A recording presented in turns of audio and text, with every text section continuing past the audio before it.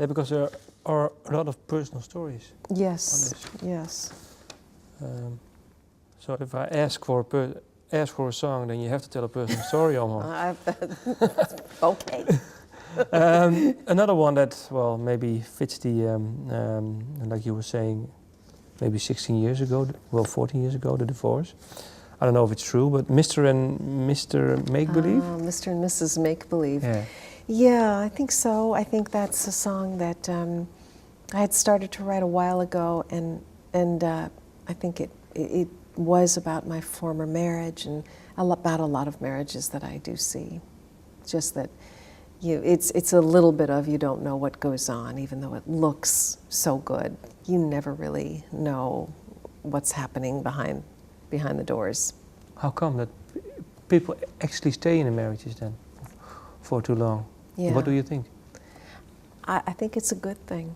I mean, I feel divorce is horrible. I'm happily married now, but divorce is tough on kids, and you don't know it till you go through it.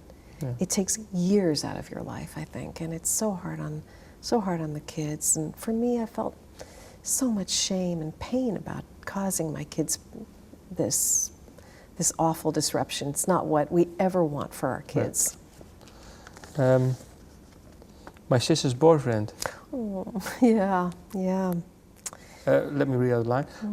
My sister's boyfriend never knew he was the one I looked up to, and then, well, there's another line, then that he went to Vietnam, I think. Yeah, yeah. So what's the story? You know, when I grew up in Switzerland, we were really protected. You know, even physically, the mountains all surrounded us. We had very little to do with reality. I would go on my bike and I'd ride through cornfields and I'd go visit my friend. My father, as I said, had a helicopter and sort of would find us on the playground and swoop down, you know, and if I was making out with the guy in the car, he'd, you know, lower his blade. It was very, whenever I hear a helicopter even today, it's like, I freeze. But we were very, very protective.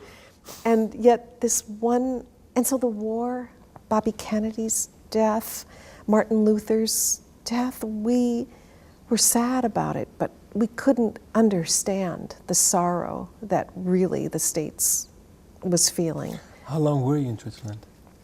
From when I was 9 to 19. Okay.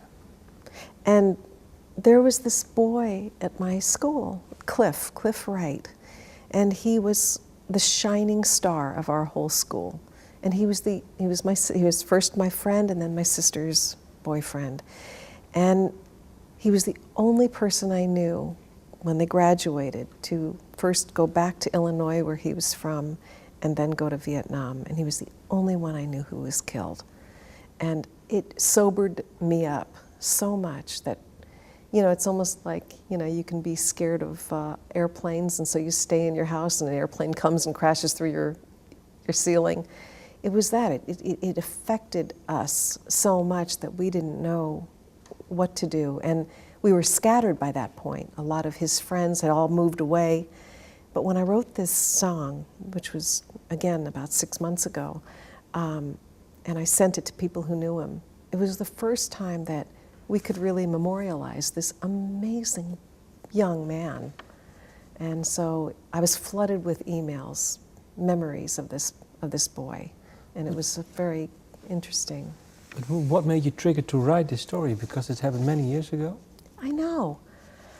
I think, again, when I started to realize that it wasn't just, I mean, it's been haunting me all this time, that I never really properly talked about or gave him the grace that he so deserved. He's just a number on a wall, a name on a wall. And when I started to write about it, then I started to think about my life as a foreigner growing up in Switzerland, and that maybe that was a very unique story, and that an interesting story, too. Seems to me like you've been cleaning up. Yeah. Yeah. Does it feel this way for you? In a way it does. Yet I feel like I have so much more I want to say. And it's not all dark and dank, but there are aspects of my life that I feel are being sort of brought in to the forefront that maybe I've pushed away.